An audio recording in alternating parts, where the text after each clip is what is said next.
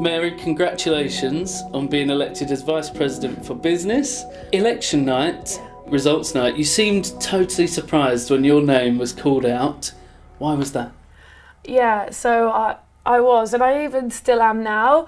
For me, it is due to the fact of, because I've only been here since September, and including Ron, it was 5 candidates, let's say, and I was going up against some tough competition, and I'm friends with them and respect them, and I never thought I was going to win, because I just felt like they've been here years and I'm still new-ish, so that's why I was just in so much shock.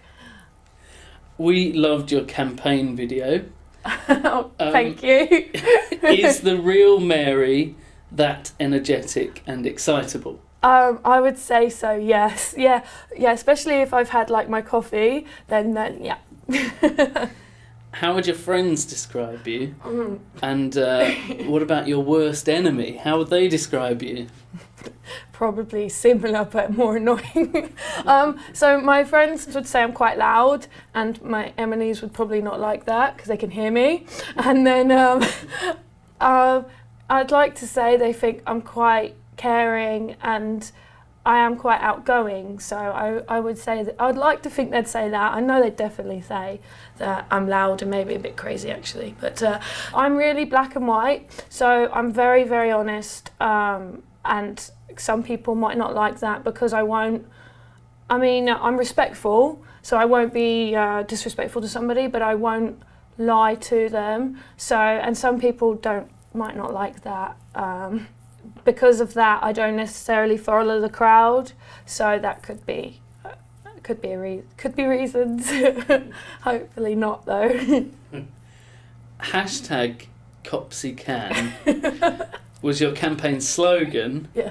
How are you going to handle it during your role if Copsey can't achieve everything on her manifesto?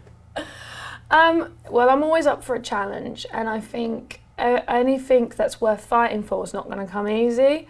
So, the whole point of Copsey Can is to empower the students and use their voice. So I will push to see what I can get for them. If some stuff backfires, I just pick myself up and try and push for the challenge. I feel that nothing worth having will just be given to you. You've got to work for it. So. You're already very involved in the business school. How are you going to make sure you can keep a good relationship with them when you inevitably will need to challenge them at some point? So, as well as being elected, I was fortunate enough to actually be accepted into the business intern as well. So I'm also a business intern, which is great. And I speak to Nicola and Patrick on a regular basis, and I've had meetings with Sally, because I've done all sorts of stuff in my student rep role. I've gone in and helped with committee meetings, student appeals, etc.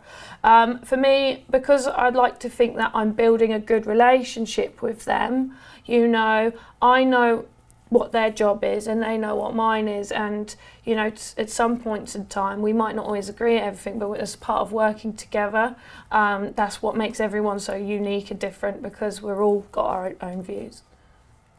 What do you think the biggest challenge facing students in the business school is? I think the biggest challenge is maybe getting them to believe.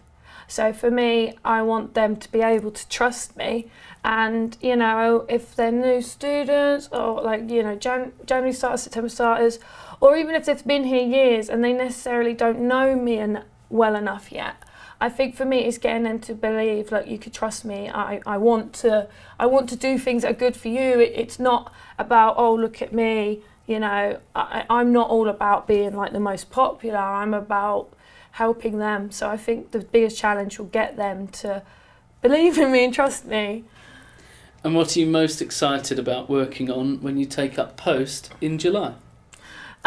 Partially, I'm really excited about the people I'm working with, because the other students that have been elected are really nice, and a few of them I've got to know, and a few of them that I knew before, and it's really great. And then also I think it's the fact that I can have my voice heard and I can put in things, you know, there's a few points from manifesto that I'm really drawn to. So I'm just really excited about the whole thing, I think. Tough one. Cool. If you woke up and had 2,000 unread emails and could only answer 300 of them, how do you choose which ones to answer? Okay, so if I woke up and had that many emails, then wow. No, I think what I do is what I usually do at the moment. I kind of plan and I'd separate things to it as in importance, not in a nasty way as in I think every email will be important, but what is the most urgent to get back to straight away. So I put them into groups and then shortlist them again into the most urgent, if that was the case. Is there anything that scares you about the job? What's the scariest thing about being in the role?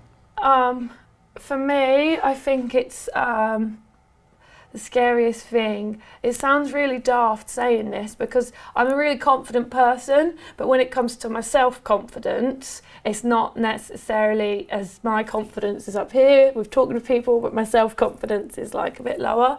So I think it's just like that for me is actually, you know, the scariest thing is believing myself, believing that I can do this and that, you know, and I should believe in myself more because I want students to believe in me, but I need to have more self-confidence, and I think that's going to be like the biggest challenge for me.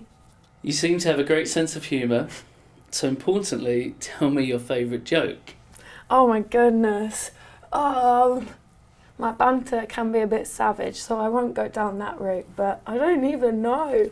Okay, I'm going to have to think about that. The ones I know are just can be so